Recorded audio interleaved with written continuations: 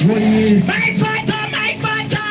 My Father, my Father. As I pray right now. As I pray right now. Weza kutakwa. Weza kutakwa. Nekuna kwa zita langu. Nekuna kwa zita langu. Fall right now. Fall right now. Fall right now. Fall right now. Fall right now. Fall right now. Fall right now. Fall right now. Fall right now. Fall right now. Fall right now. Weza kupepera. Weza kupepera. Nekuna kwa upenyu wangu. Nekuna kwa upenyu wangu. Utauzufamba.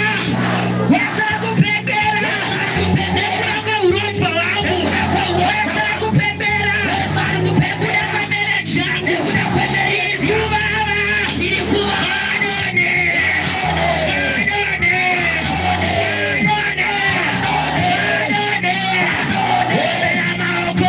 Fire prayer.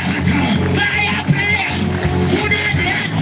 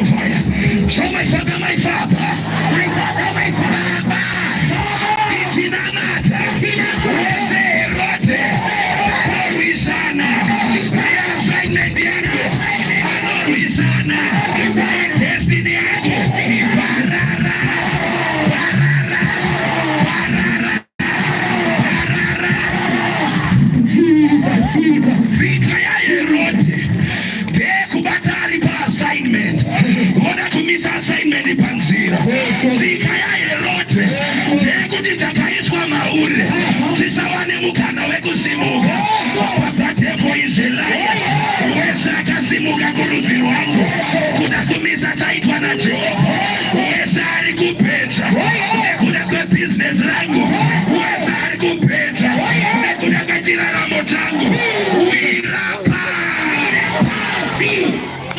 Thank you, Jesus.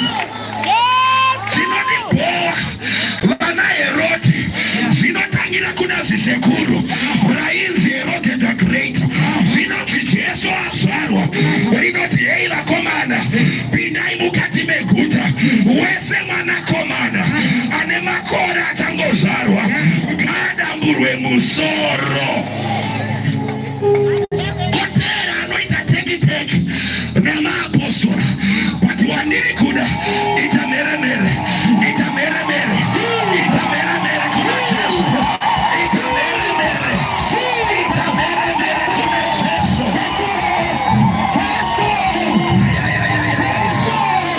Azvisina kutonira musha sati azvisina kutonira musha azvisina kutonira musha vana yakuda kupaziwa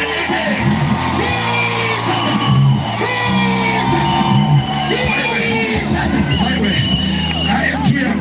My hippies will come and acknowledge pakati pedu. Amen and amen. But yatiri kuna kuita panapa vanhu vamwari vatopo and they are ready for you. We want to give to the Lord. Are you hearing me? Chatiri kuna kuita panapa tuna kuisa sacrifice pa altar. Ndeata kuna kuita nikuti pane vataya kuda kukoromora vane tsika yekubata vane tsika yekuisa mujeri. Matthew chapter number 14 verse number 6. But when Herod's birthday came, the daughter of Herodias danced and pleased and fascinated Herod, and so he promised with an oath to give her whatever she might ask. And she being put forward and prompted by a mother, she said, give me the head of John the Baptist right here on a platter. And the king was distressed and sorry because of his oath and his guests. He ordered it be given unto her. Now we are eating up and up. Herod ane marriage chenema nema nekuti atora mukadzi asiri wake ndokupa mwana atamba ndokurimbiswa zikazi chipi chaunoda mwana ndinokupa ndokupa mwana anobvunza amai nawo amai vari kuda kusastena marriage yenema nema but vanoziva kuti zvenema nema hazvigone kumira kana pasina sacrifice iri kutaura paaltar. Saka mai vanofurira mwana vakati mwana idzandinoda musoro waJohani mubhabhatidzi aiswa mutirongo ndokudamburwa chadamburirwa kuti marriage yaHerod isasteneke. Ameno ari kupira ropa paaltar yewakaipa kuti iwe usabate mari. Ameno ari kushereketa paaltar yewakaipa kuti chawabata iwewe chisaye chiremerera. Saka raJohani riri kuyerera kuti rimise marriage yemumwe munhu. Pane wandiri kuda anoita naro pano anotendesa henyu mombe kuganga asi hatina marriage inobatwa. Itai henyu yamunoita hatina vana vanoita mazuva. Itai henyu yamunoita hatina imba inopfirirwa newakaipa. Now kuna Acts chapter number 12. Herode abata Peter ane inozoitika kwaari nekuti Peter waabata mukomana anoziya chibayiro nekuti upenyu hwake auita chibayiro kuna Jehovha. Ari kushumirira ivhangeri raachashumire naJehovha ndokubva abatwa. But zvinonzi maperero aHerode kunoita mbama inobva kudenga ndokuuya ndokurova. Pane chatinoda kuisa paaltar chichatirerera paprayer yamasikati ano yekuti ichocho icho ngatisimudze masimba redenga, ngatisimudze hasha dzedenga. Are you ready?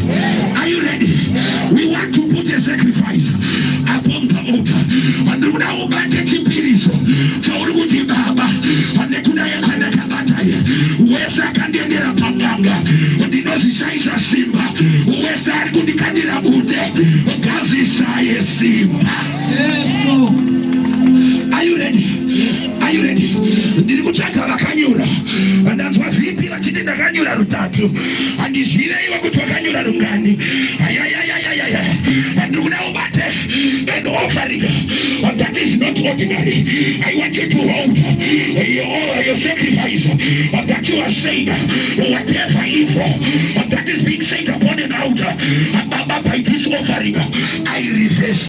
Simon Jesus, dibatire $5 yako, $10 yako, no $3.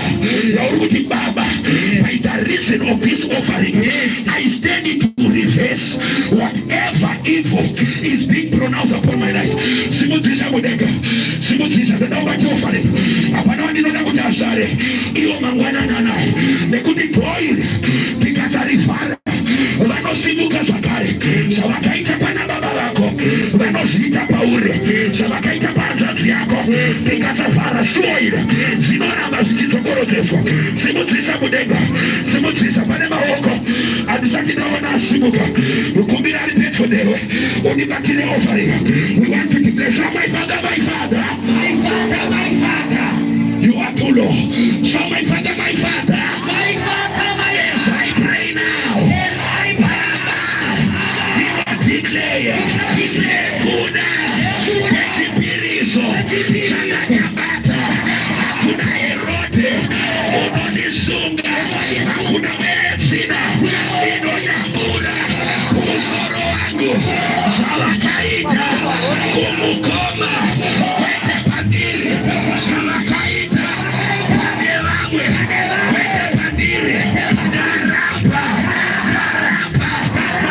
my father kushindwa kwaitwa pamari dzangu dzichipa offering, ndinoparadza nezita neroparadza. Ushers, I hope you have buckets in there. Vari pedyo ndoda kuti tinamate tichifamba tichiisa pano pa-altar. Vari kumashure mabuckets, make sure they are there. Are you ready to give? You are coming prayerfully. Uchitsvaga basket. Vari padhuze ne-altar uchiisa pa-altar. Are you ready? You are declaring what you want to say over your finances. Baba ndaramba kubatirwa. Tanga kunamata uchitouya, tanga kunamata uchitouya. Zabatea, rada teka barata, zakata barita, roto bayata, rapa batoka, rita bayata.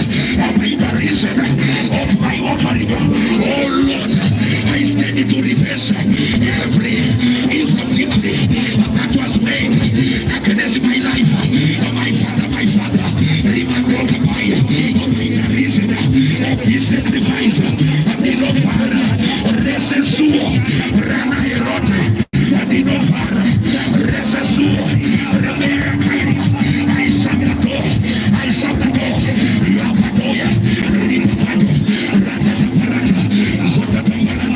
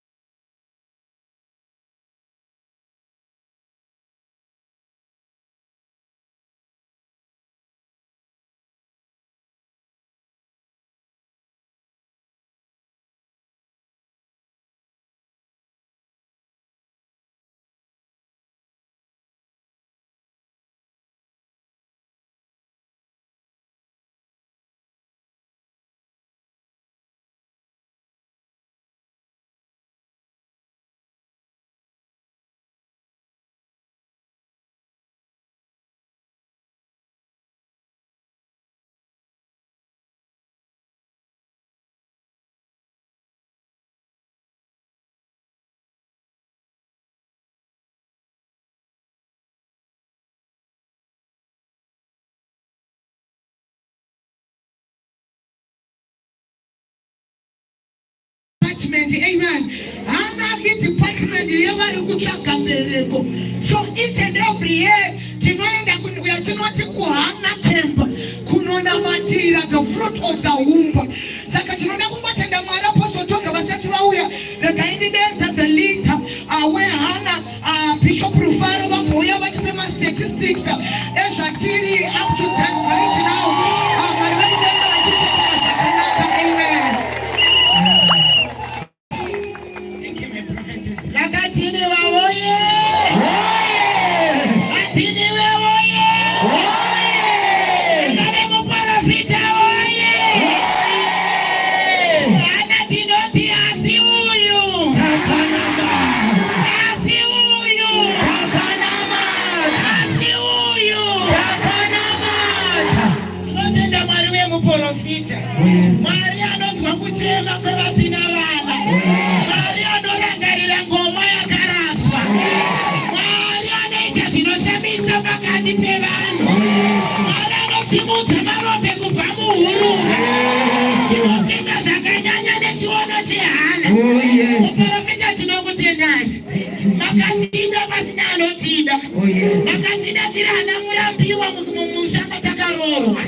Tichipiwa mazita, tichisekwa, asi muprofita mukatirangarira.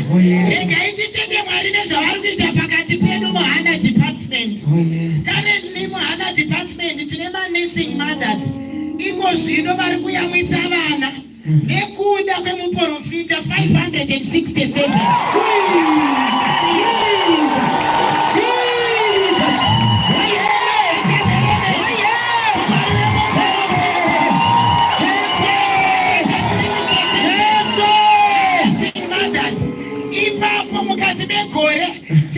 Twins, 6 sets of twins. Jesus.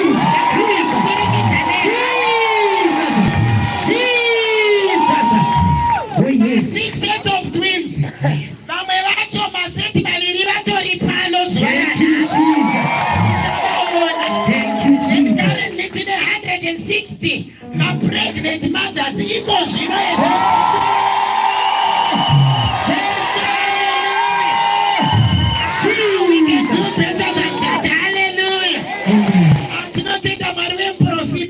Tinema groups 8 Hana across sari mu Zimbabwe nevamwe vasiri mu Zimbabwe ane vanhu over 800 pagrupu rega rega vanenge vachinamata nemuprofita vachitenda kuMwari wemuprofita imomo muchiita matestimonies anoshamisa asi nekuti tiri kwakasiyana siyana vazhinji havana kukwanisa kunge vari pano pazuva ranhasi. Saka tine vamwe madzimai vauya pano nevana vavo vauya kuzodediketwa. Tine about 58 so far vakamira kusaiti uku vane vana.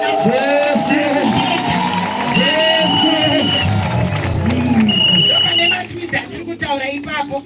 Then tine vakazvitakura vari pano present 9 vakazvitakura kuburikidza nechiono cheHana.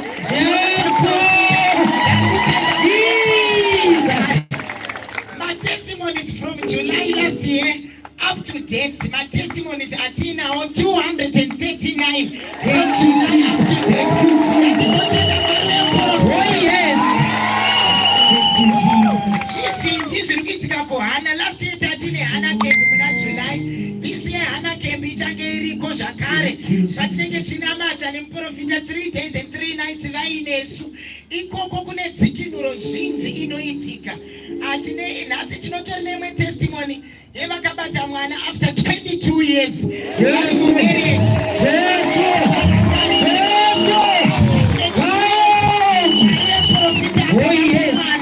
Vauya kuzopa kutenda kwavo netestimony yavo pazuva ranhasi. Thank you, Jesus. Profita tinokutendai. Oh yes. Tinoti long live our prophet. Oh yes. Tinofarira iprofita.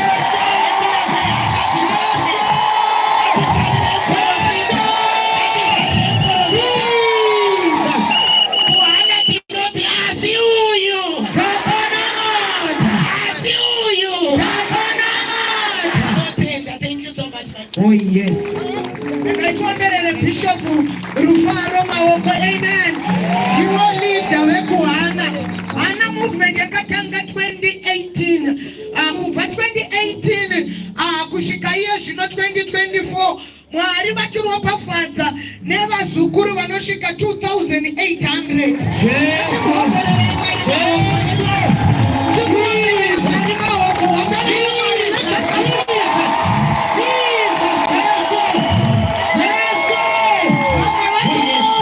Vamwe vatoo kumagrade 0, vamwe bishop vatangira pastatistics yavari kuyamwa ati tine vana vatoo kumagrade 0, tine vana vane ma4 years vane ma5 years.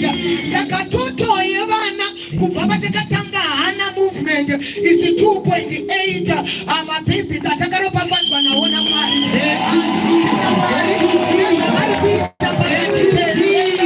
Saka tinoda kutora mukana uno uyu vane matestimony vachimhanya vachiuya tisati tapa Apostle Toga nguva, nekuti Apostle Toga vachamba vatora nguva as the spirit will be leading. Saka toda kunzwa vane matestimony vachimhanya vachiuya. Pari kupuwa testimony iyi ndoda kuti ugamuchirewo yako. Ndoda kuti ugamuchirewo yako. Ndakataura ndikati zvichida husi pareni pamwana asi uri pareni paMwari. Uri pareni paeducation, uri pareni pamakomimba, pamaministry, pamaconnections. Ministry yako haisi kukura. Ati pari kupuwa testimony yamwana anovhura chibereko after 22 years. Rakudumbura ministry riri kutoa, rakudumbura business riri kutoa, rakudumbura mai riri kutoa. He is a God of fruitfulness. Chichichira zvakanaka vematestimony vachifambisa vachiuya kuitira kuti tisapedze nguva yaApostle Toga. Regai tifambe tichiuya, Mwari wokudenga achitiitira zvakanaka. Amen. Asi uyu Ndakanamata. asi uyu Ndakanamata. chekutanga ndoda kukutendai prophetess, wakandikoshera kuupenyu hwangu. Asi uyu inini ndanga ndano 2 years ndiri mumba zvichiramba, kobva ndaintroducewa nasomeone kuti kune inonzi Hannah Kemp, ndasingatongozivi zvepagomo panapa. Kobva ndaenda ndakatanga kuuya zvichinzi next week yacho muna 2022 next Wednesday ndo patori neHannah Kemp. Kobva ndatoregister, kobva ndaenda kuHannah Kemp kuya. Ndichienda kuHannah Kemp takangoyeva muna July, tichidzoka muna August wacho handina kuzotevera. Kobva ndabatira pamuviri andainzwa nekunamata kwataiita tichidzidziswa nemuprofita. Ndadaro paya ndakabva ndabatira nhumbu yangu yematwins, mafestival, mukomana nemusikana.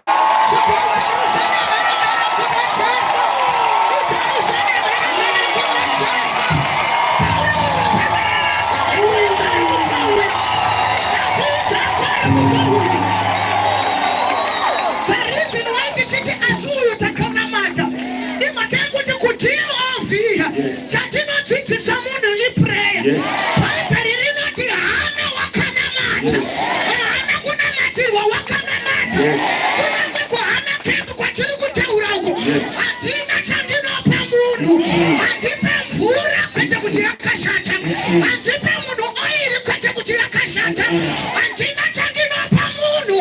Instruction yandakapuwa naJehovha, dzidzisa nyika kunamata.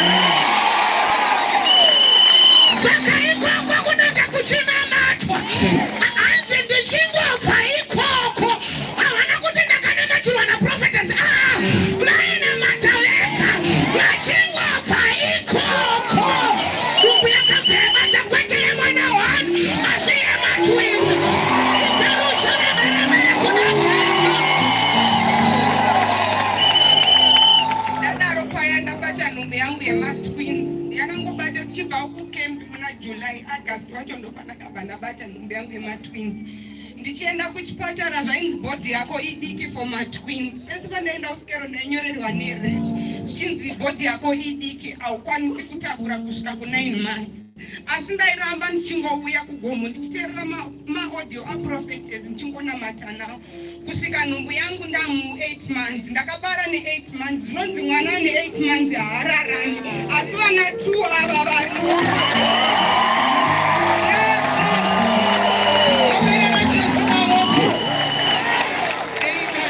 iko kubara kwacho Friday. Wednesday yacho ndandauya pagomo panapo. Friday ndikobva itanga rwadza ndichisvika kuHarare hospital zvakanzi iwe wadzoka uya wematwins haukwanisi kubara normal. Uri kutoitwa operation izvezvi emergency operation kobva ndatoprepare zvekuenda kuoperation.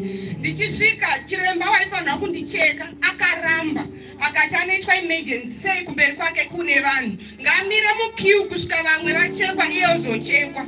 Ndikati Mwari wemuprofita havandisinde ndaingonamata nemaaudios ndirimo muleba imomo zvadaro uyu chiremba wako bhanzi atovhara zvazvemangwana chitodzika mahenyu muonekwa mangwana rara yapa imi maitu.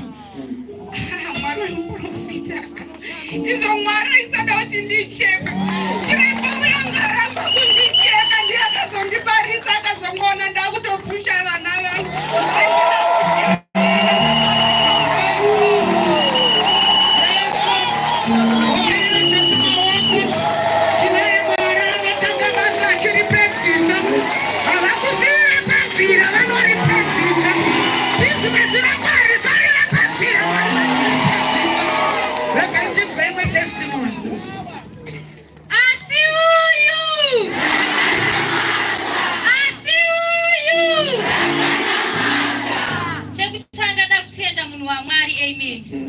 ndachisvika pagomo pano amen ndatenderera neuku ndobva ndatarisa bhana ndikabva ndaona ndini nemwana wangu tiri pabhana rededication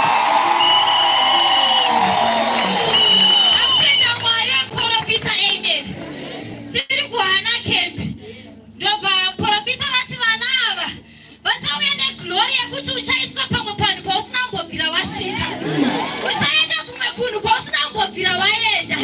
Ndakutenda Mwari ndini ndiri pabhana nemwana wangu ndini ndiri pabhana nemwana wangu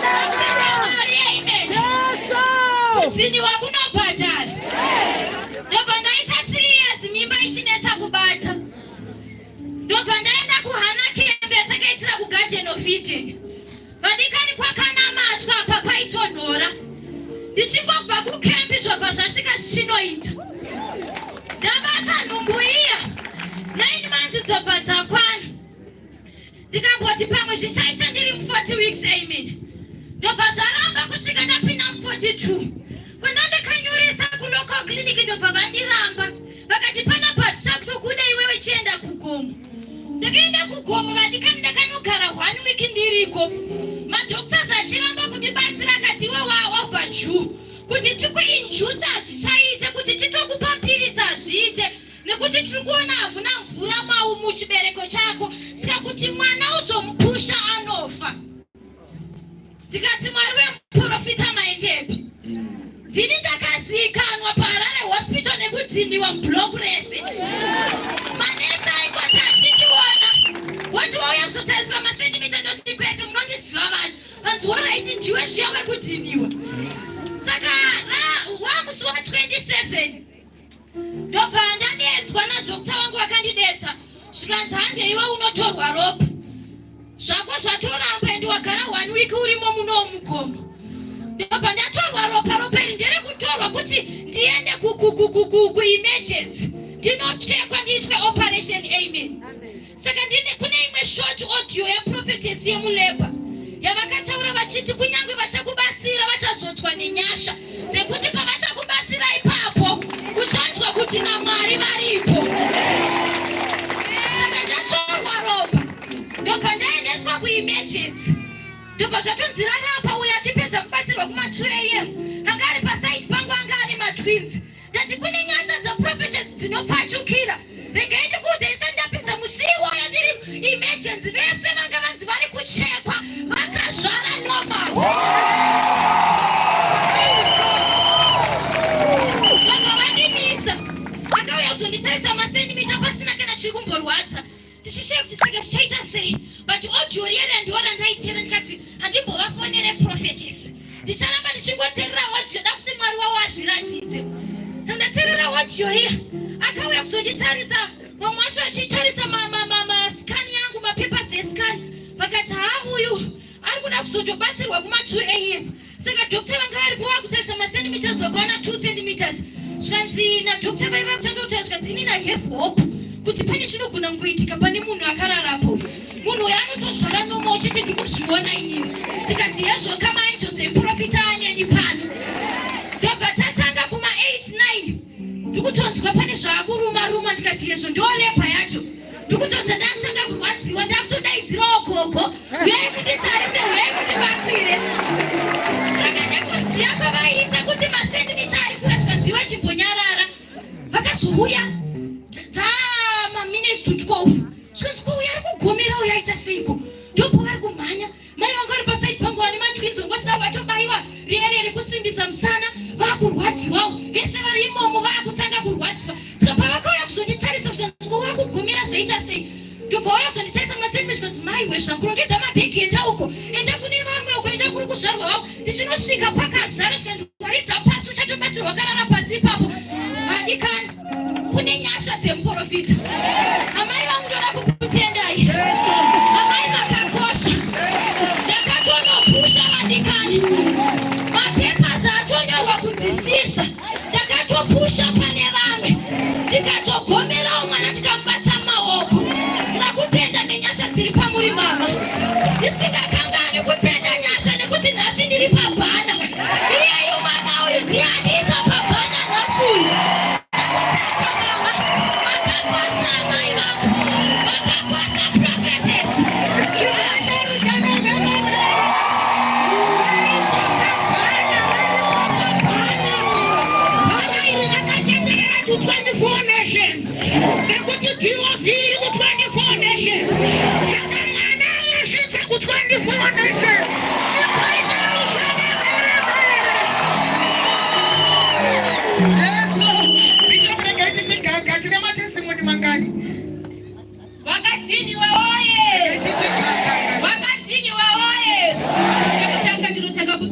Mama prophetess makandikoshera paupenyu hwangu.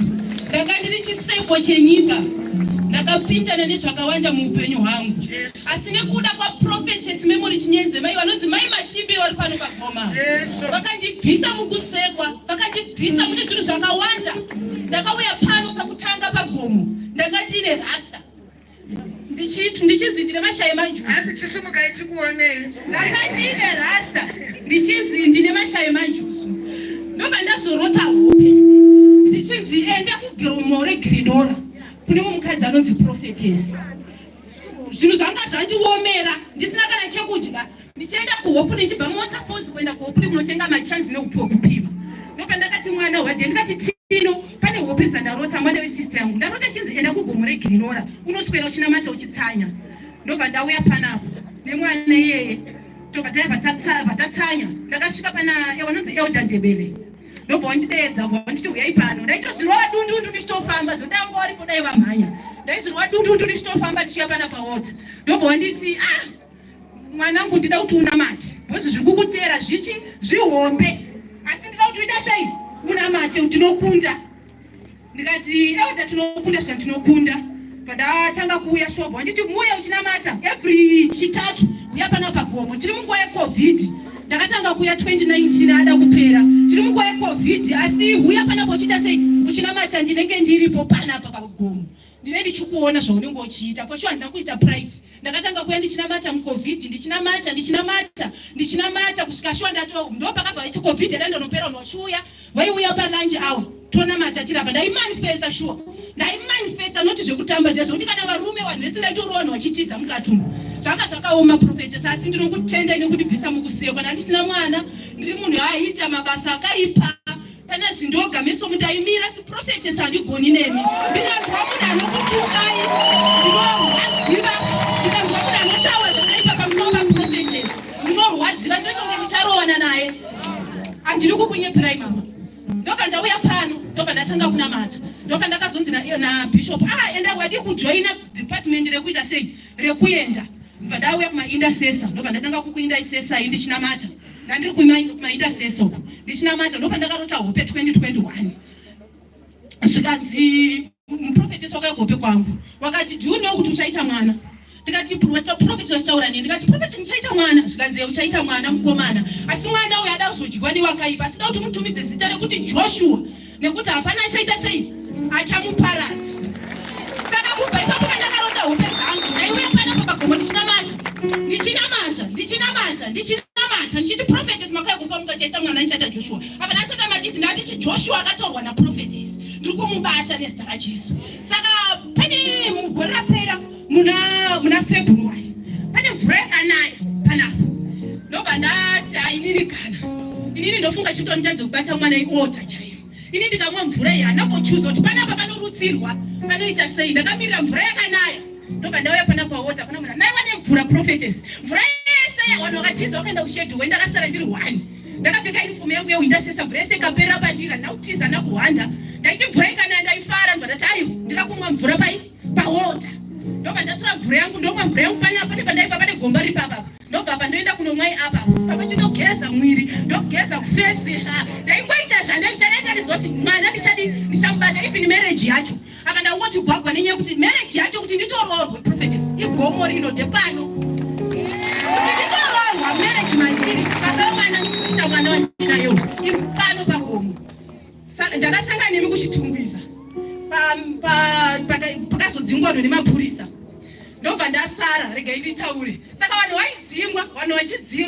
vachidzingwa ini ndobva ndasara ndandine mwana ndikati inini ndida kuenda apo kunotora ivhu patsikwa nemaprofetess apo patsikwa nevanhu vabva kuAmerica vabva kupi ini ndida kuenda kunotora ivhu. Saka ndakatanga kurwisa pane mai vacho ndisikuvaona panapa vanogaita prophetess vandati imi zvikati vari kuenda kupa vari kudzingwa ndikati aiwa ndida ndonotora ivhu apo pakatsikwa nemaprofetess apo. Saka ndobva ndaita nharo zvikati iwe ndatokutadza uri chimira pasaidi apa ndobva ndakabva ndamira paipai ndobva ndakabva ndamira zvikanzi uri chimhanya kurumidza mapasi atobva chienda unotora ivhu rouri kuda ndobva ndakamhanya prophetess ndobva ndakaona prophetess wachibuda mumota wachibva wauya prophetess wakaramba kugaitwa nemagata awo prophetess wakaramba ndobva waburuka bva wauya pakanyorwa kunzi prophetess pakanyorwa paipamando Cameroon prophetess wobva wafamba bva wauya prophetess vakatanga kutaura neni tatiri vakadzi 3 pane umwe wakazoitawo zvivindi zvekutera inini nekuti ndandamhanya unotora ivhu ndobva watera bva watoro ivhu.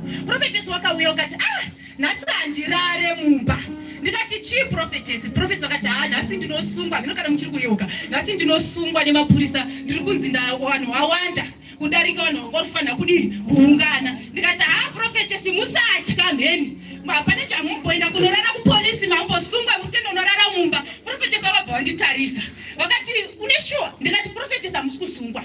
Zvikanzi ndisvike ndakamirwa nemapurisa kumba pageti ndikati hakuna kwamuri kuenda hamusi kusungwa munorara mumba. Ndati prophetess wanga wakamira ndobva ndakati prophetess muri kutidetsera nenyaya yemapurisa sudurukai ndiri kutoda tsoka dzenyu ivhuramakadzika ndorandiri kudii randiri kurasa. Prophetess wakabva waenda pasaidi ndobva ndakabva ndatora ivhu riya ndobva ndaisama mune rimwe ndobva ndatobva ndiri mubhazi ndichienda kutaundi ndakatanga kubuda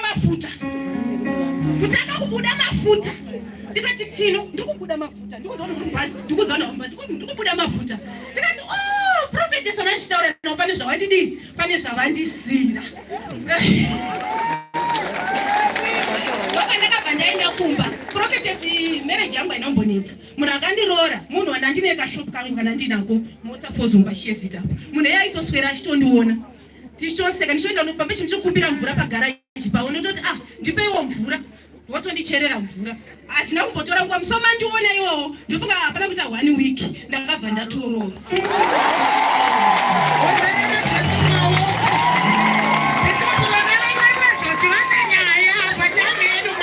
Pane nyaya kandaiti testimony yangu ndichazoipa.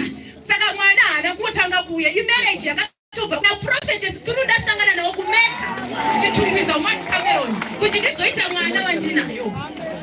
Saka ndinokutenda imama makandikoshera. Satani akazama kuda kurwisa pandakazvitakura mama. Ndakaita 6 days ndichirwadziwa. Ndichiuya pana pagomo chitatu chandakagurisa kuuya pana pagomo nandiri apapo ndichirwadziwa pati ndakashinga ndikati kugomo handiregeri ndiri kuenda kandi ndizvarira gomo ndinonozvarira pagomo. Ndakauya ndikashinga hapana munhu akambozviona kuti kurwadziwa eodza ndo wakazviona bhosi wakazoti gomo rapera zvikanzi mwana wangu enda kuchipatara. Ndaenda kuchipatara paifridze pandasvika ndopana ndakanyoresa zvikanzi uchiri kure chibereko chako chakachavhara. Ndikati chibereko changu chakachavhara chataura zvikani chakachavhara. Unokwanisa kudzokera kumba. Ndikati alright, ndidzokere kumba. Wangombo ndichituudza munhu auye nemabhegi. Pandati windi Satani ada kundinyangwira uyu.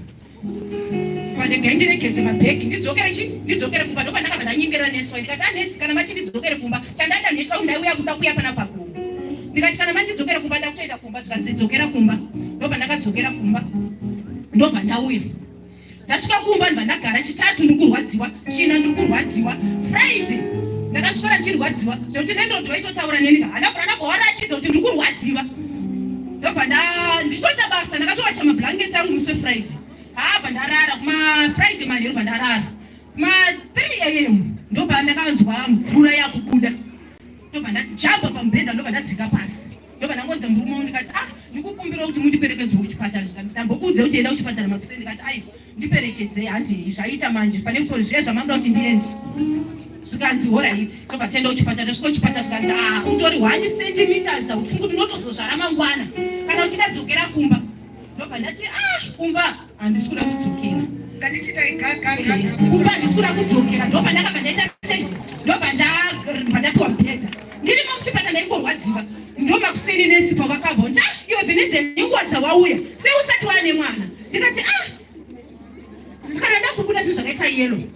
Ndobva ndakati mbuya wewe iwe yandikutarisi waifana kunge wane mwana iwewe. Ndikati bva ndakusimuka ndaenda. Ndobva ndichazokanzi china yeye mwana dzanga atochira china kudhara mudumbu nekurwadziwa kwanandichiita kwekwe.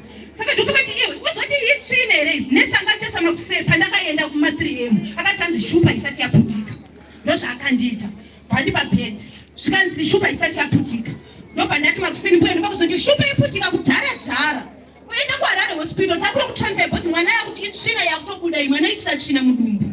Ndobva ndakabva ndaendeswa kuHarare hospital. Ndasvika kuHarare hospital ndikati kana satomonyeba zvikanzi operation emergency operation. Ndikati kana ini operation handisudi bhosi ndakambonamatirwa napastor Shepi wangambondinamatira chodzo kuti pastor Shepi zvinhu zviri kundinetsa.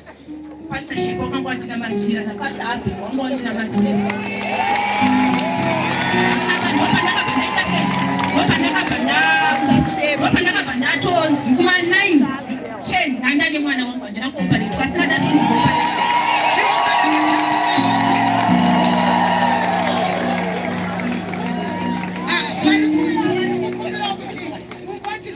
Pane nyaya bishop tikuda kusiya nguva kuna apostle Joka straight pane nyaya ndozakuti tine matestimony. Ndosaka ndichikudai kuHana camp tine 3 days kuchipa matestimony muchiencouragewo vamwe. Saka ndiri kukudai gore rino kuHana camp matestimony enyu anopupurirawo umwe munhu vari kuuya straight pane nyaya tichipawo vamwe mukana. Amen.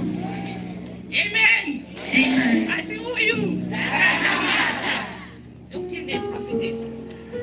Inini handambobvira ndakauya pana first time but DOV ndakaijoina 2021. Ndandane 4 years ndarorwa ndisina mwana. Isai mike pamuromo. Ende ndaiteerera maaudios ese aitaurwa ainamatirwa naprofhetess ndichinamata ndichiteerera kubasa. Ndofunga vanhu vekubasa kwangu vanondiziva vanga kuti ivo wakupenga.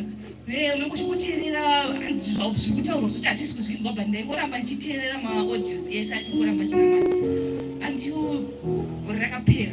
Ndakatozoziva kuti ndandane mwana munhu weshe ndatokura ndichingoramba ndichingonamata kusvika ndazoiswa mugrupu revanhu vanga vane vana tichinamatirwa. Mama wakadeclare tichitone nhumbu tikafara vanhu vese tichibatsirwawo tichingoitawo masidhingi anenge achingoitwa kusvika nhumbu yachendesiri izi mwana wangu ndakamuzvara ari preterm. Asi nemaaudios nekuita sei ndakangobatsirika kusvika mwana wangu akura. Nanhasi ndiri kutendai mama.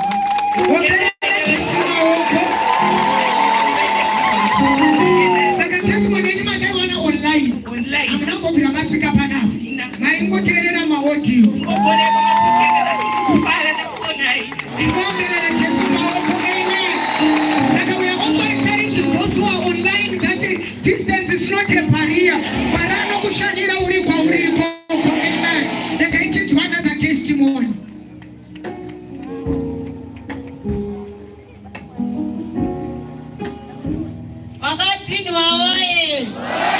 Wakatini waoye. Asi uyu tanga kutendai mama nekutidzidzisa kudhiniwa. Ini ndakarorwa ndikaita 7 years ndisina mwana. Prophetess kana remember ndinda kauya last year kwana camp ya 2022 ndandine zvidhori 2. Ndakanamata goriro. Ndakaita first time kupera izwi. Ndiri kucamp iko asi ndinongoda kutenda last year anokwanisa kuya kucamp. Mama wangu akabva arwara ndasarwa ne1 week kuti ndiende kucamp. Asi apa ndasingatozii kuti zvazvaita. Ndakazotozviziva ndakazoenda kwadoctor. Ndikatonzi ndine nhumbi ne5 weeks. Ndinongoda kutenda prophetess nechipo ichi chandakabata ndanga zvisiri nyore asi ndinoda kutenda. Umerere Jesu maoko amen.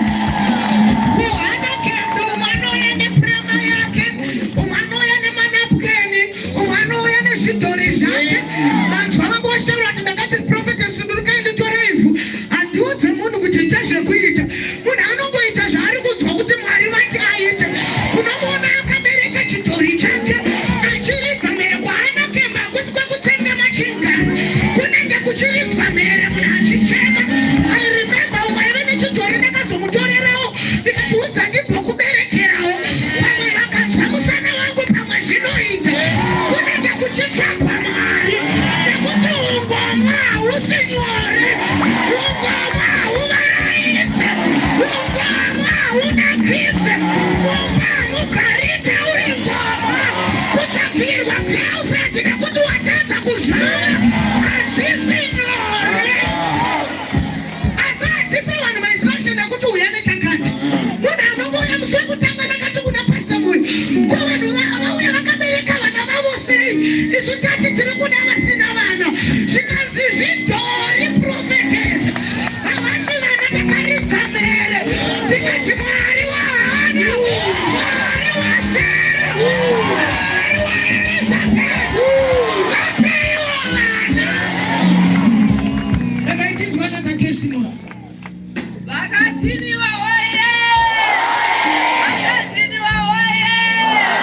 Asi ava! Ndakokutendai mama wangu, ndakokutendai my prophetess. Makatidzidzisa chekunamata. Ndakauya kuno kuti nesituation. Vana vakutera munhu ane 16 years kana ari pano nyasha. Asi ndikati Mwari ndichanosevha. Ndikasevha nanapasta Edi ndiri kupraise and worship. Ndaisevha ndichisida. Ndikati Mwari gap yandatora 16 years pasina ateerera. Ndona vaviri.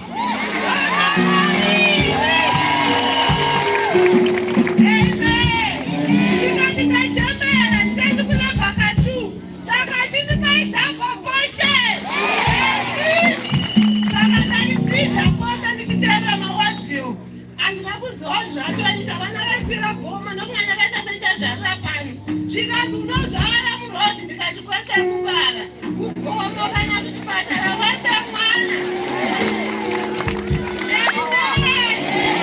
Vakauya sevhisi yangu ndandanenani manzi vakauya mhere tiri apa. Ndakamboti handakurirwa ndikati zvakuidza ndakuenda. Ndakakwira ndiri panguva yakaoma ndikati kana ndatobara ndatobara mwana handichabuda. Ndauya panapa vana vaipira gomo. Last service and I went in pipa. She bakuna mchinda kule asi ndaichera pastor my watch and the preaching in my altar. Ndikati Mwari kama kunipa abandi nesi. Mwari kama kunipa valiri no more deliver chembere. What 2 years no more.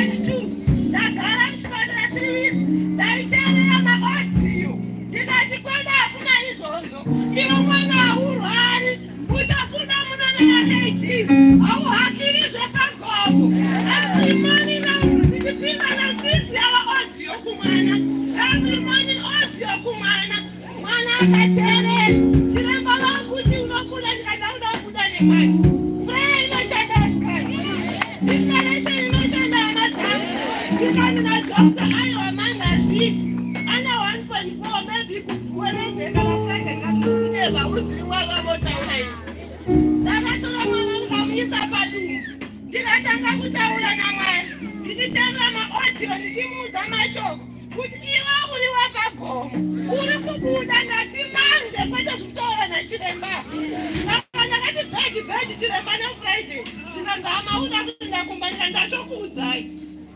Manda ichisvika vanhu vanga vakamira kuti tine nharo vamwe vachisikera vana akunosikera ndakatanga uya ngagara nemuhondo chikanzi achichagara chidhara wechituwa achisvika oyo 1.6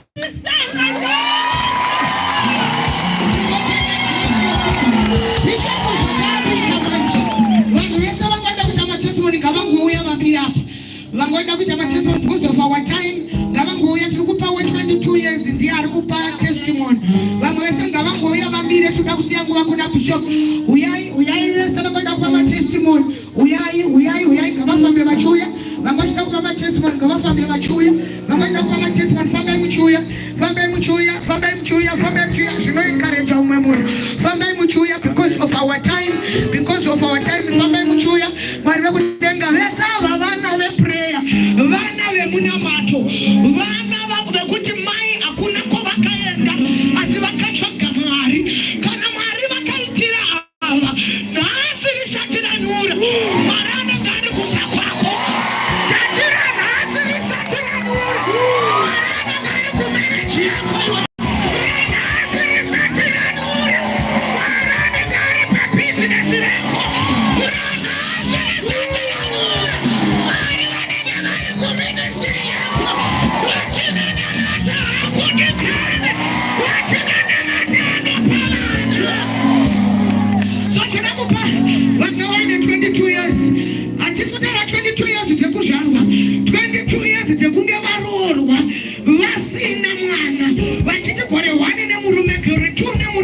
kusvika 22 years pasina chaitika regaitizwa vachipa testimony.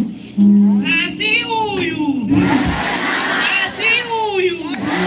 chakutanga ndoda kutenda mama vedu nchiti mama makandikoshera makandibvisa mumbomwa after 22 years ndiri mumarriage zvichiramba asi ndinoda kutenda Mwari nderine jeko rendirwadza mugore mwedzi nemwedzi nejeko ndaitomwa mapiritsi mwedzi nemwedzi asi ndinoda kutenda Mwari kuburikidza nehana kembi ya2022 takaenda kuhana kembi July ndabva kuhana kembi tikanamatirwa naprofeti takanyora mapepe edu ndikanyora problem yangu tikanamatirwa ndabva kuhana kembi 2022 yoyo muna August ndakateerera handina kana kurwadziwa nejeko then September kwakutojamba kwakutozotesta kwakutonoti ndine nhumbu ndinokutendai mama zvakanyanya ndinokutendai mama ndizivi kuti ndotenda nei ndinokutendai Mwari wenyu ndakamutya mama ndinotenda zvakanyanya nchiti amen. Ingomberera Jesu maoko tikuda kusiya nguva ino kuna Apostle Toka amen ndinoda kuti uzive kuti munano wako wangu wagarisa wangowane 22 years wangowane 30 years munano wangowane 5 years uri kuitika nhasi nhasi uri kuitika nhasi Mwari ari kukushanira nhasi business iyo ari kuita nhasi connection ari kuita nhasi connect iyo ari kuita nhasi uchapopora Mwari break minana yemakora simutema wakatomberera kuzotoka as he's coming to take the platform in the name of Jesus.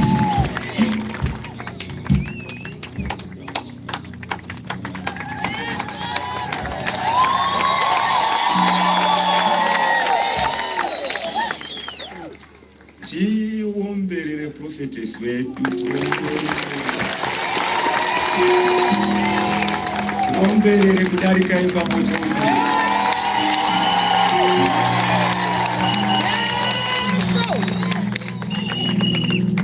kugara chitaura kuti umwe nomwe une nhamo dzake dzakatowandira iye asi ukaona munhu woti ndoda kumbokubatsirai nhamo dzei munhu iye wakatumwa naMwari. Tiomberere prophetess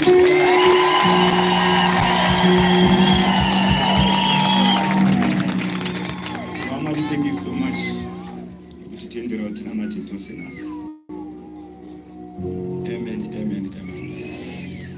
Tinoda kutenda Mwari tine dedication yekunamata nevana. But before we pray, there's a prophecy that is hanging in the air. Yakakandwa na prophetess pakati pesvondo.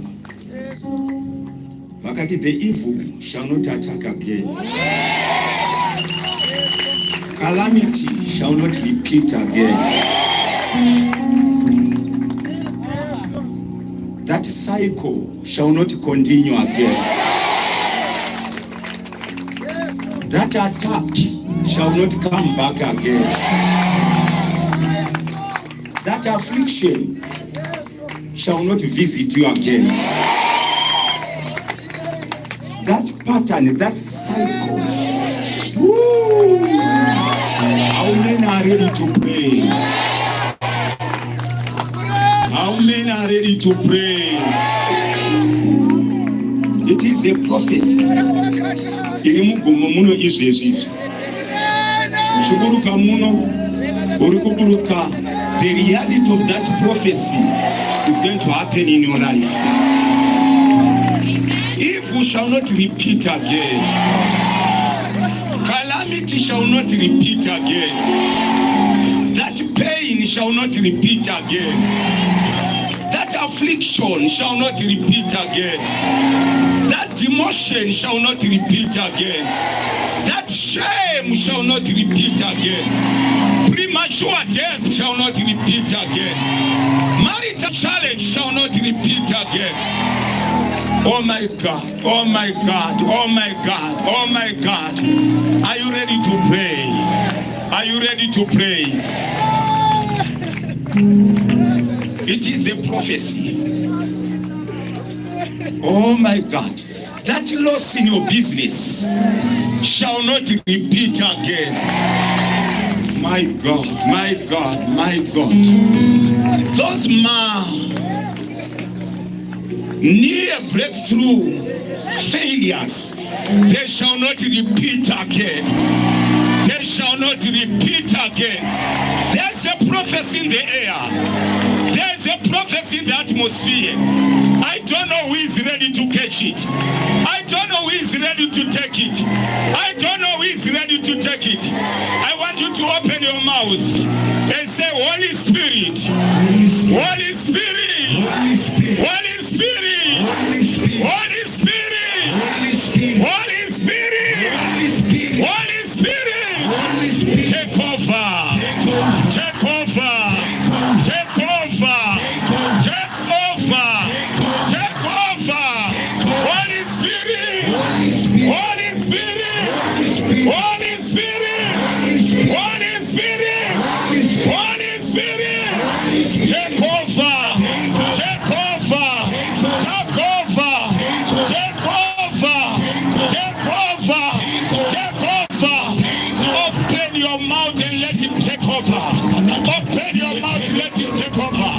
Open your mouth, let him take over. Take over, take over, take over, take over, take over,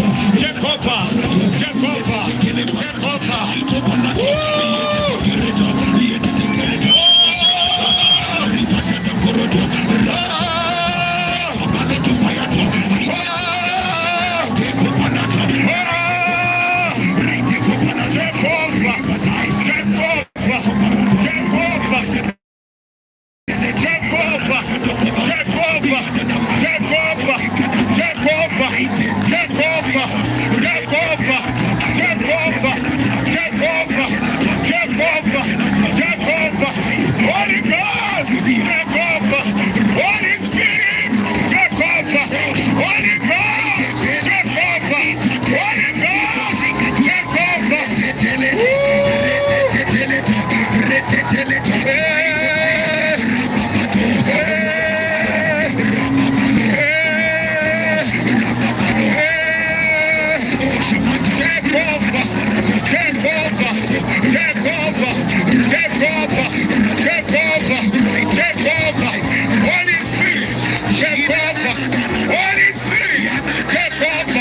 Holy Spirit, take over.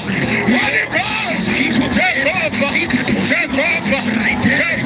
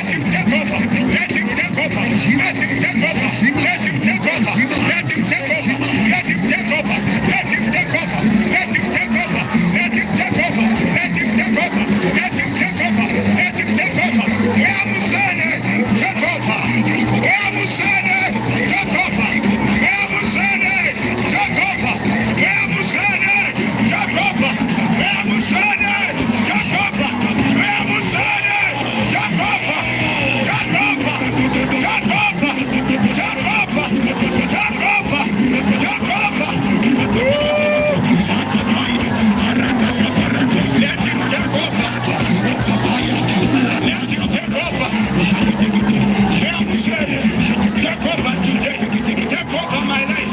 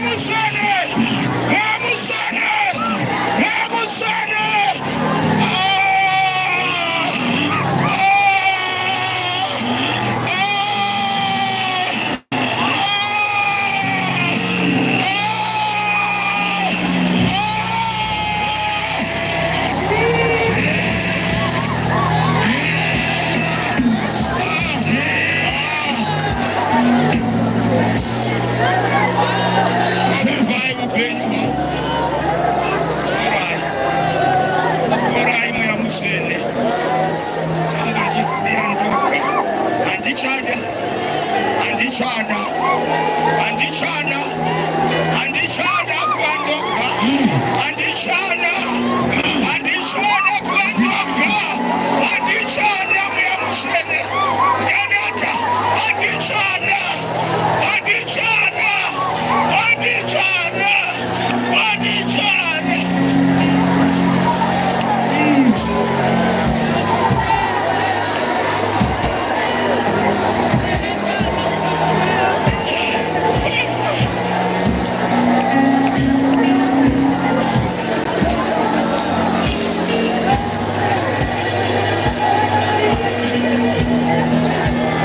Let him take over. Let him take over. Let him take over. Let him take over. Let him take over. Let him take over. Let him take over. Let him take over. I'm trying to take over. I'm trying to take over. I'm trying to take over. I'm trying to take over. Yakubai. Yakubai. Yakubai. Yakubai. Yakubai. Torai. Torai mite zamura. Torai mufameneni. Torai. Torai. Torai. Torai.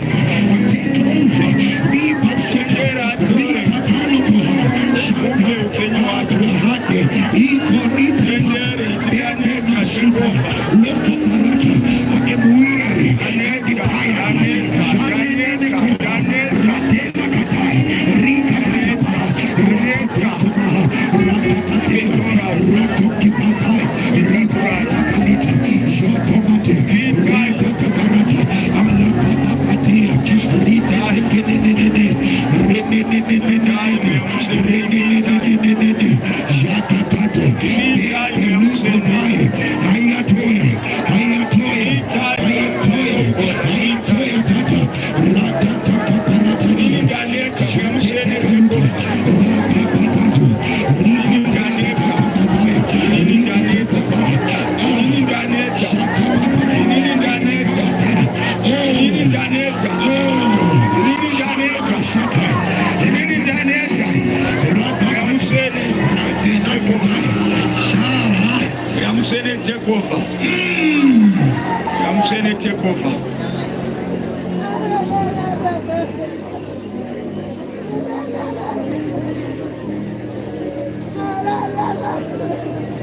Take over. Take over. Take over. Take over. Take over. Tirikukundwa inini muyamusene take over. Take over. Tirikukundwa. Take over. Muyamusene take over. Take over. Tirikukundwa. Take over. Muyamusene take over. Take over. Tirikukundwa. Take over. Tirikukundwa. Take over. Tirikukundwa. Take over. Zirikuramba. Holy Spirit. Zirikuramba. Holy Spirit. Zirikuramba. Holy Spirit. Yamusene. Holy Spirit. Yamusene. Holy Spirit. Take over. Holy Spirit.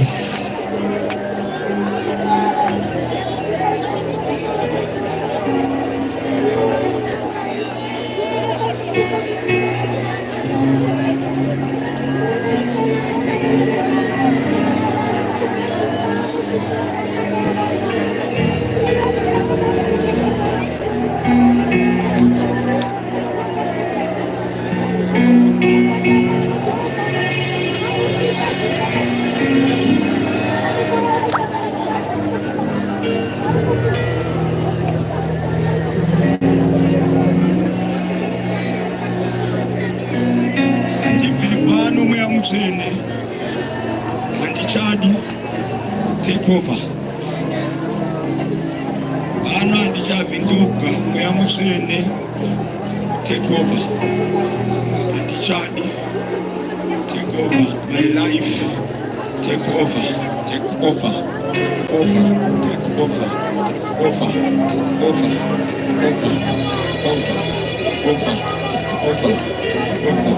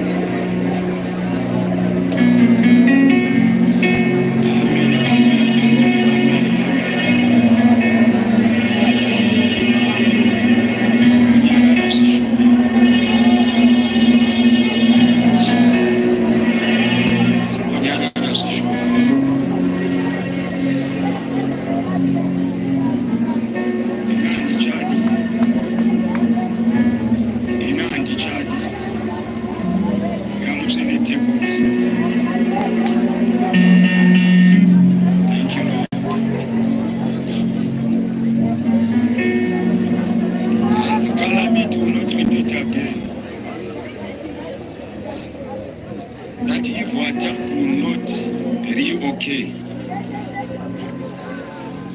That calamity, that affliction will not strike again. Premature deaths.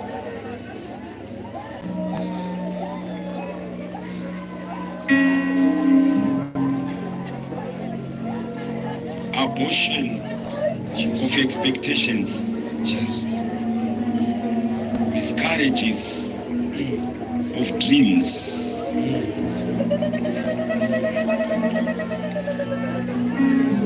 Miscarriages of harvests. Calamity will not repeat again. Never. That evil attack will not repeat again.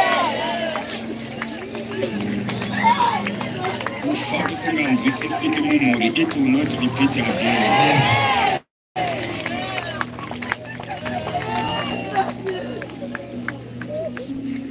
Tama losses in business, it will not repeat again. Vakatarisira zvinosvodza, it will not repeat again.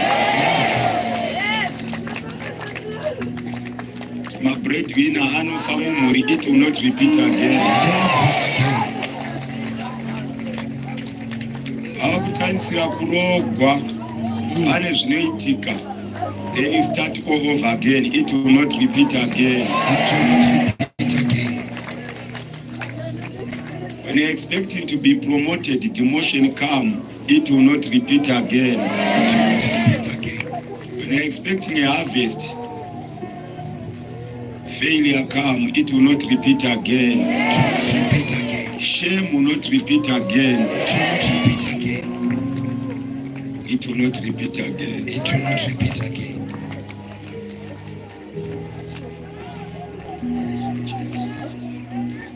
Jesus. Noziva pagomona asi pane nyasha dzakawanda. Jesus. Calamity will not repeat again. It will not repeat again. That means you are not going to go the same way you came into this place. Yes, sir.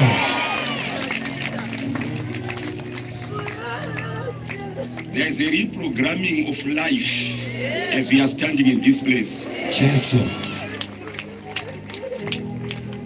Thank you. The Holy Spirit is taking over. The Holy Spirit is taking over. The Holy Spirit is taking over. The Holy Spirit is taking over. Not by might, not by power, but by my spirit. Not by might, not by power, but by my spirit. Not by might, not by power, but by my spirit. Who are you, mountain? Before Zerubbabel, we shall be like plain. Who are you, mountain? Before Zerubbabel, we shall be plain. Who are you, mountain? Before Zerubbabel, shall be like plain. Disaster shall not strike again. It will not strike again. That sickness will not strike again. It will not strike again. That misfortune will not strike again. It will not strike again. That which you fear will not strike again. Jesus.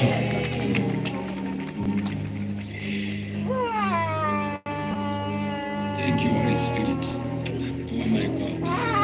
Thank you, Holy Spirit. Jesus. Thank you, Holy Spirit. Jesus. Thank you, Holy Spirit. Thank you, Holy Spirit. Thank you, Holy Spirit. Jesus. Thank you, Holy Spirit. Jesus. Thank you, Holy Spirit. Jesus. Thank you, Holy Spirit. Jesus. He is here. Jesus. Holy Spirit. Thank you, Holy Spirit. Thank you, Holy Spirit. Jesus. Thank you, Holy Spirit. Holy Spirit. Every yoke shall be broken. Isaiah 54 verse 17. It shall be broken by the anointing. Yokes shall break because of the anointing. Any evil control is breaking. Yes. Every evil chain is breaking. Sources of limitations are breaking. Sources of stagnance are breaking. Sources of failure are breaking. Calamity will not repeat again. It will not repeat again. Evil will not strike again. It will not strike again. Affliction will not attack again. It will not attack again. Disaster will not strike again. It will not strike again. I receive. Chifuria mberi. Oh my God. I don't know. I don't know.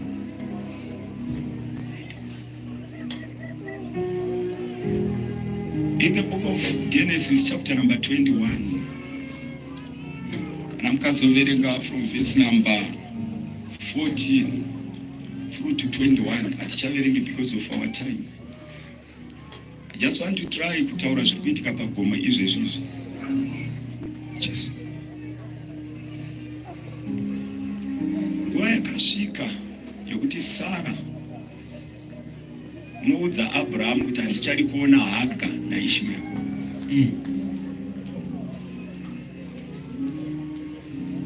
Abraham akamboda kurwisana nazvo, asi Mwari vanoti ita zvataurwa naSara. Shoko raMwari roti Abraham wakamuka makuseni akatora chigubhu chemvura. Ndipewo chigubhu icho baba.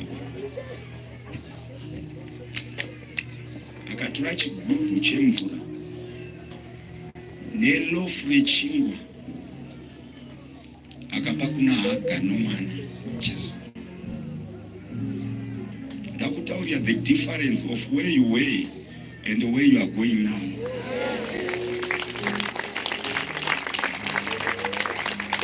Ndakutaurira the transfer of what is happening pagomo kuno apa nokuda kweprophetic yaburuka this week. Jesu. Vanhu vaipiwa chigubhu chemvura ne1 lofu yechingwa vanga vasiri kunodzoka manheru, vanga vasiri kudzoka mangwana. Yes. They were going forever. Hai.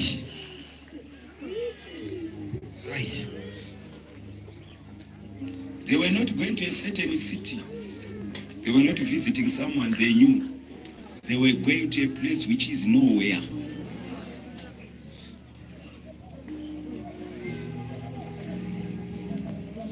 And above all it was a desert. Haga akasimuka naIshmael, kwete achienda kumba kwatete, achienda kusingazivikanwi. Aine chigubhu chemvura nelofu yechingwa. Jesus. I want to tell you what the Holy Spirit is doing here. I said what the Holy Spirit is doing here. I said what the Holy Spirit is doing here. Yes. That which no man can do. Me, I cannot do it. Prophets cannot do it. Yes. What no man cannot do. What no man can do. The Holy Spirit is doing it here. Jesus. Yokes are breaking. Yes. Doors are opening. Yes. Chigubhu chemvura nelofu yechingwa. Vakati kuna Ishmael na Sara, chiendai. They started on a journey with no destination. A journey without arrival. A journey to nowhere. Shoko raMwari rotaura chiti chigubhu chemvura chikapera. Ndopatiri izvezvi patanga chiti mweya mutsvene tekova. Paunonzwa kuti zvawinazvo zvose zvapera.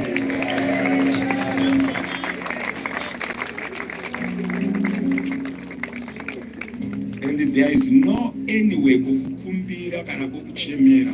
Zvapera. Chigubhu chikapera. Chapera. Ishmael ndo pakatanga kuridza mhere. Ndoda mvura. Ndoda mvura. Mvura. Ndoda mvura. Mvura. Ndoda mvura. Ndoda mvura. Ndoda mvura. Kana wakatarisana nenid yokuti you know kuti you don't have capacity to supply.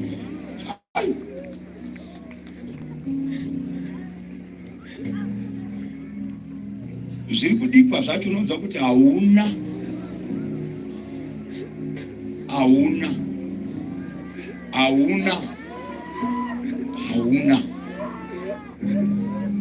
Holy Spirit take over. Holy Spirit take over. Holy Spirit take over.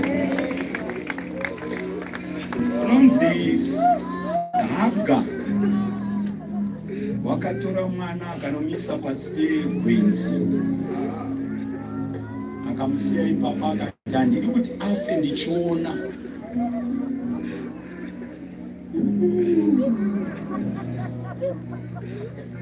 Mweya Mutsvene take over. Mweya Mutsvene take over. Mwana akatanga kuchema mvura. Listen, I don't know how your heart is breaking. You are in pain. You want things to happen, but you shout, how can I make things to happen? Jesus. Holy Spirit, take over. Holy Spirit, take over. Take over. Holy Spirit, take over. Take over. Holy Spirit, take over. Take over. Holy Spirit, take over. Take over. Holy Spirit, take over. Take over. Holy Spirit, take over. Holy Spirit. Holy Spirit. Holy Spirit. Holy Spirit. Holy Spirit. Holy Spirit. Holy Spirit. Holy Spirit.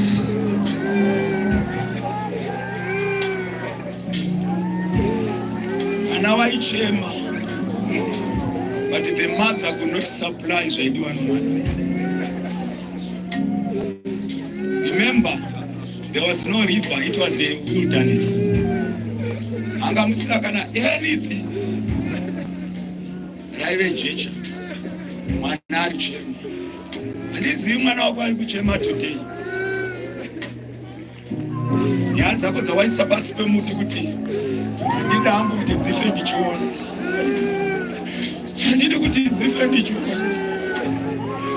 Handidi kuti dzife ndichiona.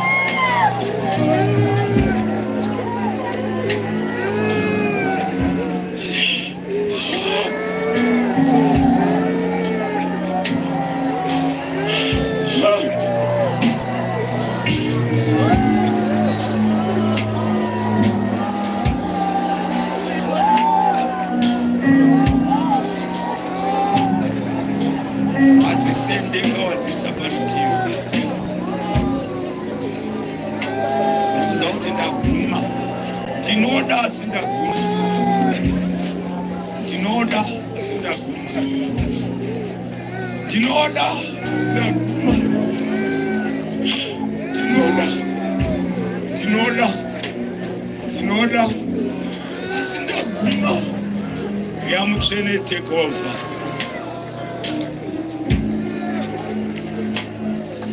Mweya Mutsvene take over. Mweya Mutsvene take over. Mweya Mutsvene take over. Saka Ishmael waidaidzira mvura yokumwa. Oda mvura yokumwa. The more yaishedzera rainge banga raibaya pamwoyo wake. The more yaishedzera rainge pfumo.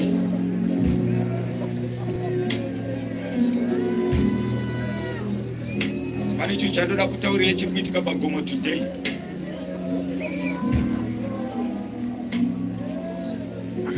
Hanzi Mwari vanoti kuna Haga, sunura. Haga ndokusunura, ndoreva ine wilderness.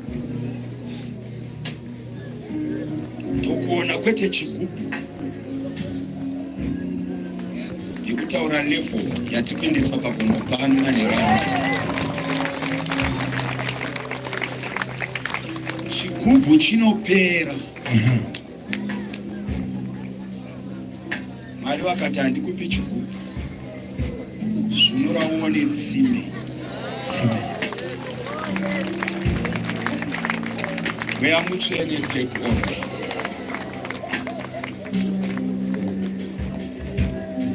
Unoziva mai vemurenje, handizivi renje riripo izvozvi, asi pakunamata kuno tsime raisada tambo raive rokuti waitonyatsoupfugama kudai omuisa mwana. I don't know, in a wilderness. It was in a wilderness. I don't know where you are today. We are just in a wilderness. Things are so hard. Things are so dry. But Mweya Mutsvene is taking over. Mweya Mutsvene is taking over. Mweya Mutsvene is taking over. And the Holy Spirit, when He takes over, you depart from a realm of scarcity to a realm of abundance. Yes. A realm of more than enough. Yes. Unoziva chigubhu chinopera but chisinari penyu. Vari vakati handikupi chigubhu nakukupa tsime. Today, receive the prophecy of the day. Calamity shall not repeat again. Disappointments shall not repeat again. Affliction, distress, shame shall not repeat again. Mweya Mutsvene take over. Mweya Mutsvene take over. Kubva kuchigubhu kuenda kutsime, Mweya Mutsvene take over. Waziva mwana akanyarara ipapo.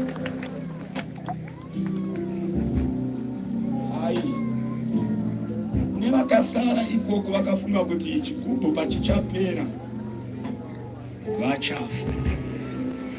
I'm here to declare to someone today, you are not going to die. You are not going to die. You are not going to die. You are not going to die. But you are going to live to declare the goodness of the Lord. Mweya Mutsvene take over.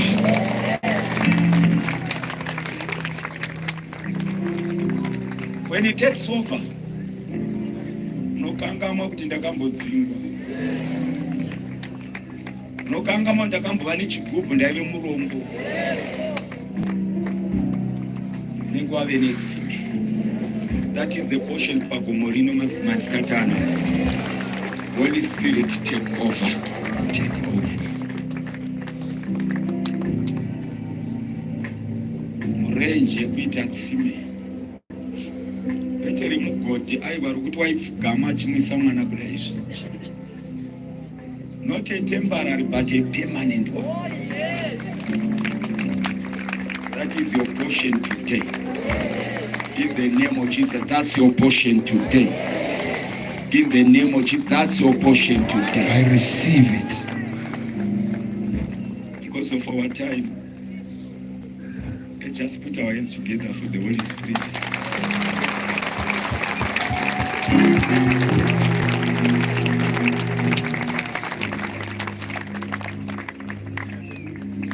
You know, when you come to see from such a place like here, aufambi wabudi muno muchita semapindura waita. Even, oh my God. Jesus. Programming yacho inofana kuwa everywhere in your mind, in your spirit. You must program yourself.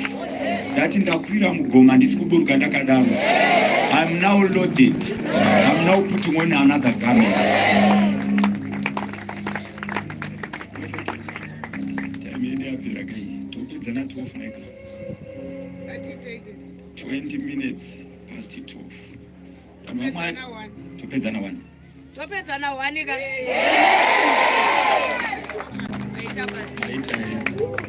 Oh my God. Tawakuda kunamata nevana vedu. Tawakuda kunamata nevana vedu.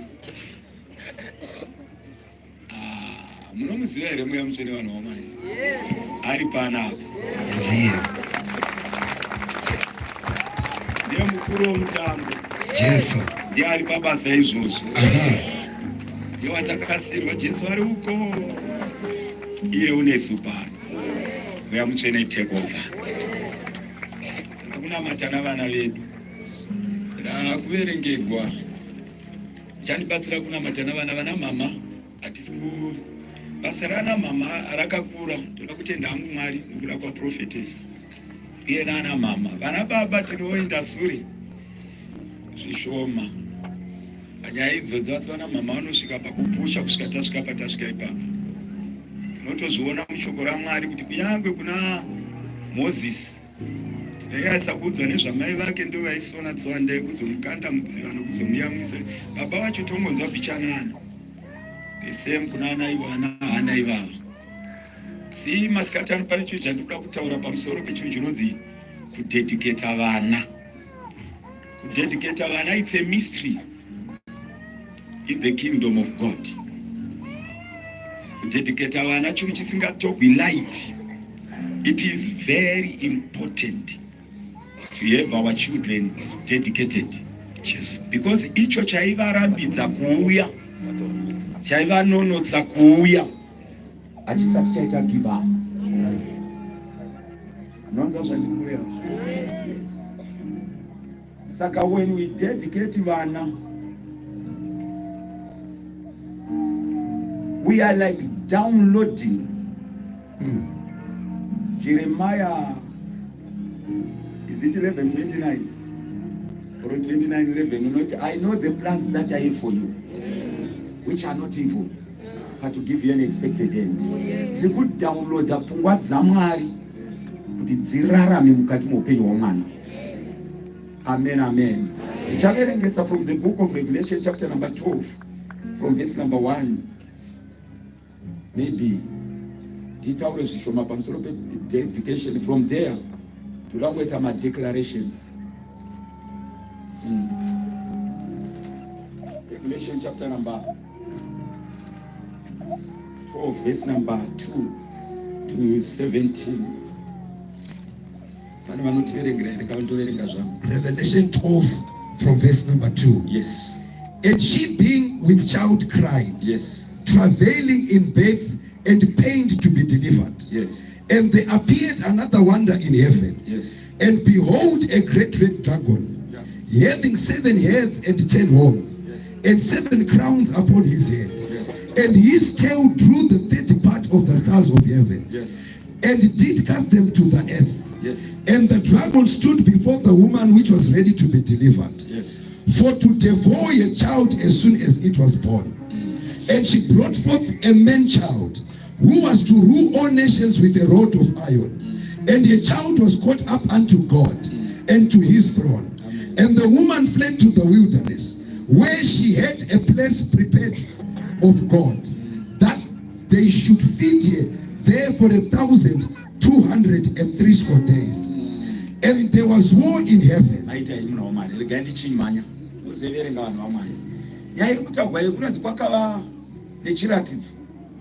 Chokuti kune mukadzi wakanga akazvitakura ave padhuze nokubatsigwa.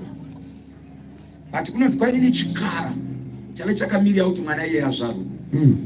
Kuti kana mwana iye angozvagwa chigomumedza.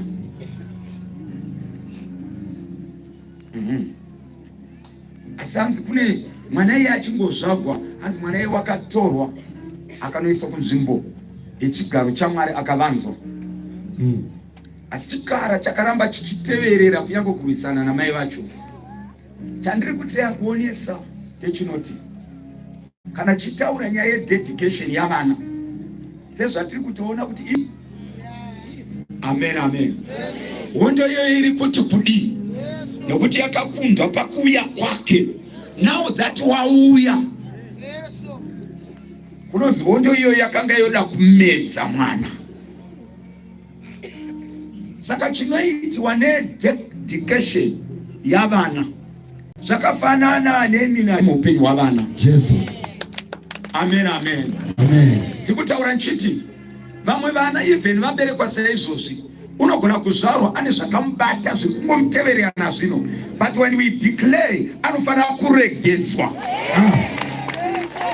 Umaunonzi wazvagwa zvako, but we are placed you in a cage.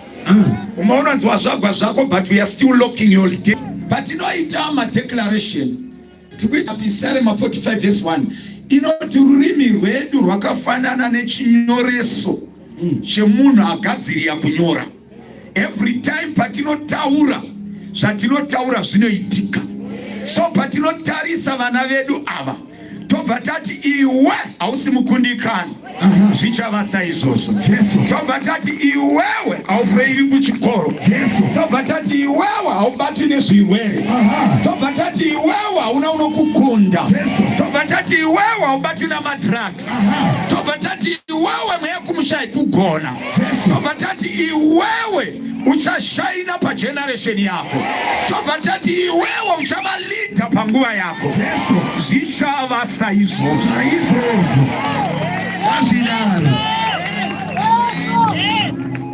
Amen, amen, amen. Zvichava saizvozvo.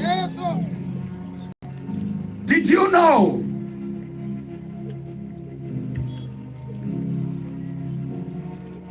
without, oh my God, dedication is prophesying upenyu hwomwana. Prophesying. Ndakatengerwa laptop nezuro musono yakanga isina chumu, ndinda kutanga kuiloda zvakanto, ndinda kutanga kuipa kaya. The same applies to mwana. Tinomuloda neprophecy. You are not a failure. You are a star in your generation. You are a leader in your time. You have impact in your time. No disease. You are unstoppable. Jesus. Chitaura kanyarara, but it will be programming destiny of man. Saka, by declarations and dedication, we are empowering mana. Amen, amen, amen. We are empowering. So kuti unaziva laptop yangu ndichivhura ndailoda inototanga unibvunza muri kuda zvipi, nokuti zvese makaisa mandiri. Oh my God, oh my God, oh my God. So that's why we dedicate vana. Chikara chave chakamirira kumedza destiny, chave chakamirira kuwesta upenyu hwomwana, ende chaiziva kuti uchava munhu mukuru, but chaida kumurichusa. Mashoko raMwari otaura chiti mwana akatorwa kunzvimbo yokuvanda.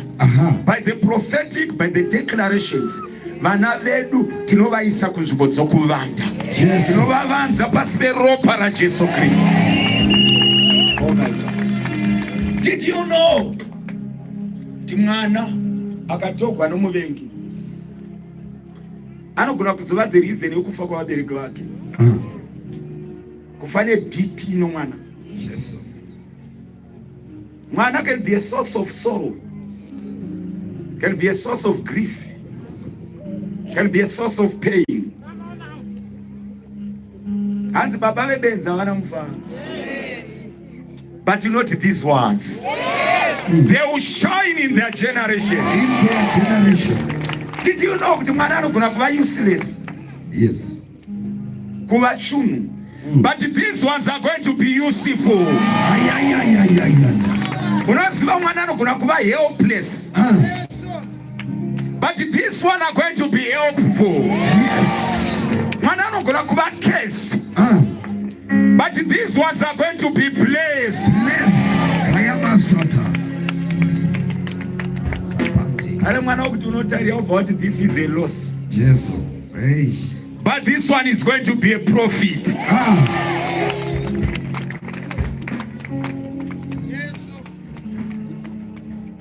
So,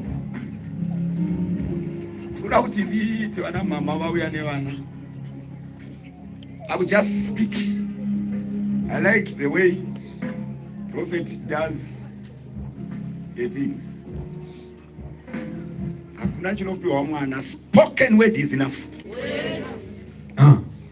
Spoken word, no butter, no chipande, no kukweshwa nove. Spoken word will keep mwana. Spoken word.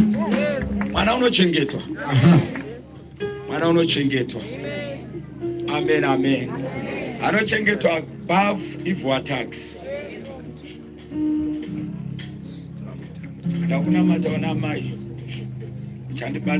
Maybe you agree with me.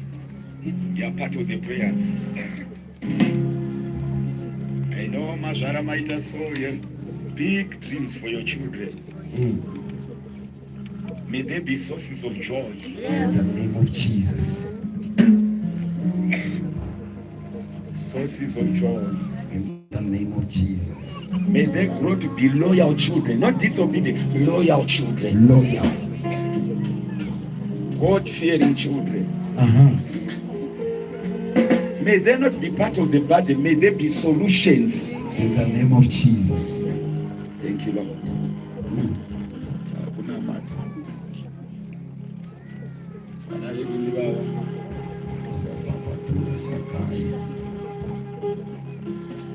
Timothy naye mfundisi wainzi tinoziva kutenda kwaive muna mai vako nambuya vako. May these children carry the faith of their mothers.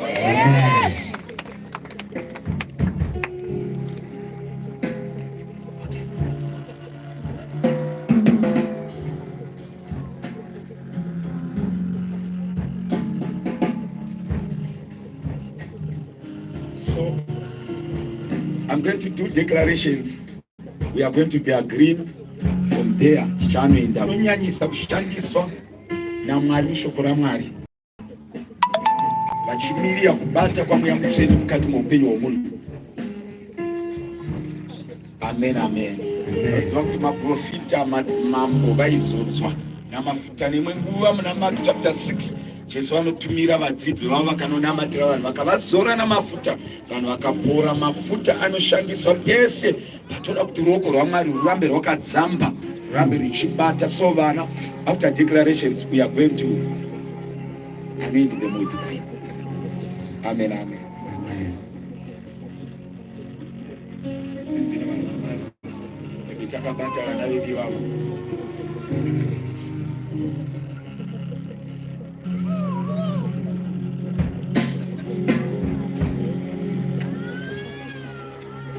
Ndibatsire kunamata. Ngatiti Baba nezita raJesu. Baba nezita raJesu. Ndoda kutenda nomwana wangu uyu. Ndoda kukutenda ine mwana wangu. Wakabva kwamuri. Akabva kwamuri. Nekuti vana zvipo zvinopiwa neni. Nekuti vana zvipo zvinopiwa. Ndinokutendai Baba. Ndinokutendai nezita raJesu. Nezita raJesu. Nokuda kwemwana wangu. Nokuda kwemwana wangu. Masikati anaya. Masikati anaya. Ndinouya naye kwamuri. Ndinouya naye kwamuri. Kumudedicata kwamuri. Kumudedicata kwamuri. Kumupa zvekare kwamuri. Kumupa zvekare. Baba nezita raJesu. Baba nezita raJesu. Masikati ano. Masikati. I declare. Destiny yake yakavhurika.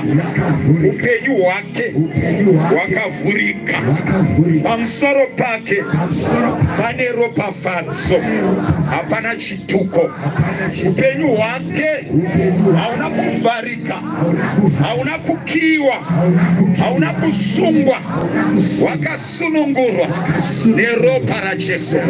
Zvinotevera vana kubva kuna baba, kubva kuna mai, hamuna nzvimbo mumwana wangu.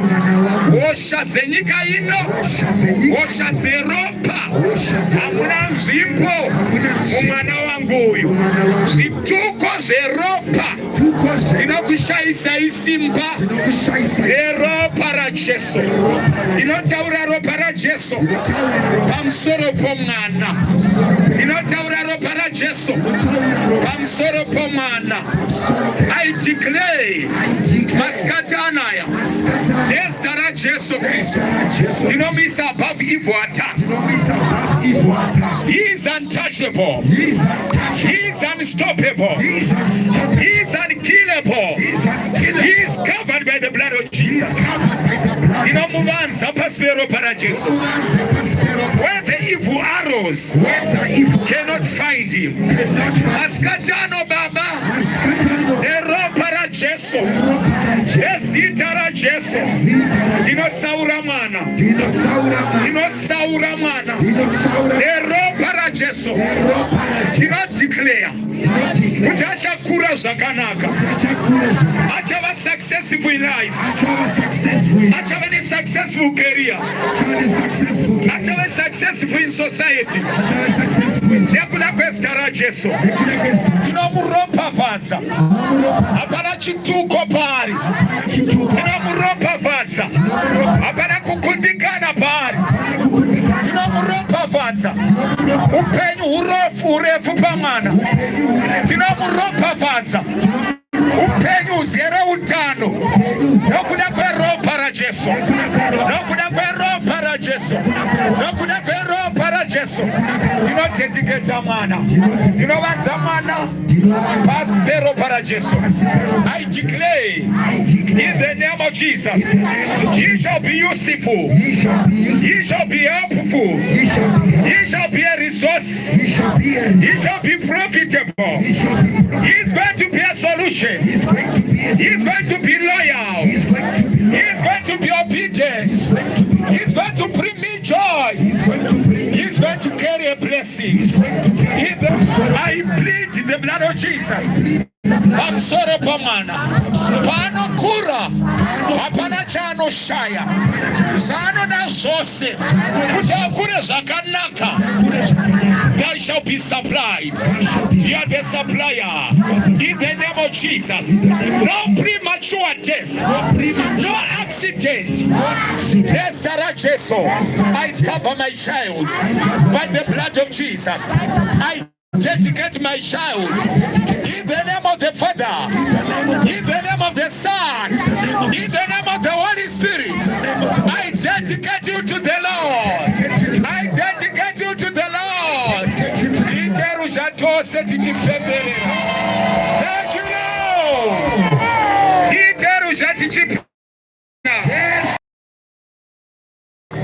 So it shall be. Amen. Amen. Tinotenda Mwari. Regai tisvike patichazodza vana namafuta.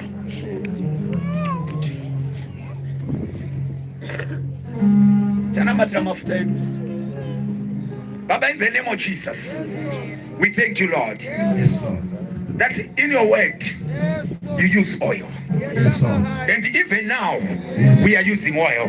Yes, Lord. To break cases, Yes. we are using oil. Yes. To separate these children, we are using oil. Oil. To dedicate these children, Yes. we are using oil. Oil. To open their world, Yes. we are using oil. Yes. To empower them, we are using oil. Holy Spirit, Holy Spirit. empower this oil. Yes. Let your fire be in this oil. Yes. As we anoint the children, let them be preserved. Let them be protected. Yes. In the name of Jesus. Yes. Let them be blessed. Yes. In the name of Jesus. Yes. Thank you, Lord. Yes. In Jesus' name. Jesus. Amen. Amen. Amen.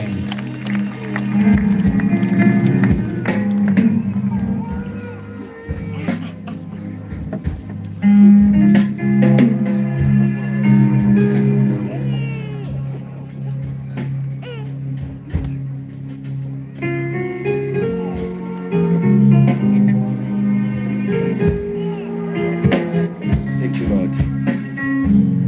Yes. Tinogona kuimba zvedu. Yes, we show us chini. Chizodza vana vedu. Thank you, Holy Spirit. Holy Spirit. Thank you, Lord. Shatia Maria. Babatia Masende. Shitogotea Maria. Babatia Masende. Babatia Masende. Jesus' name. You are blessed in the name of Jesus. Shatia Mareka, Atoto Mosanda, Ramandia Vasete, Shapatia Masende. You are a big girl. Thank you, Lord.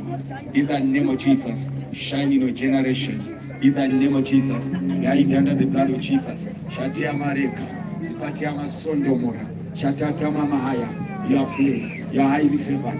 In the name of Jesus. Shatia Masende, Ipatia Masondo, you will shine in your generation. No sickness, no disease, no premature death, no generational case. Rapatia Masende, Ipatia Mama, you are blessed, highly favored. Cover you by the blood of Jesus. No sickness, no disease, no premature death, no failure, no limit in your life. Ipatia Masondo, Shandia Masanta Kataya, Ritata Rera Mama Haya. Shandia Masoto, Shatakatara Mora, Shindia Masete Mare, Shatata Mama Haya, Shindia Masata, Vipatia Masoto Moraka, Patia Masoto Moraka, Patia Masende Marika, Shatia Masanda, Shamandia Maseti Marika, Shadia Maseti Kataya, Ratia Masondo, Shadia Masatama, Yama Seti Moraka, Yama Seti Mamaya, Shatia Marika, Yamadia Maseti, Shabatia Marika, Ratia Rarira, Ramamanda Kata, Shatata Rarira, Rapapata Yama, Shandundo Rarira, Ratia Mamaya, Shadidi Mamarika, Shatia Masende, Ripapatia Maseti. Zino kutenda yo marimakanaka hallelujah oh marimakanaka hallelujah oh marimakanaka marimakanaka kwandi it's why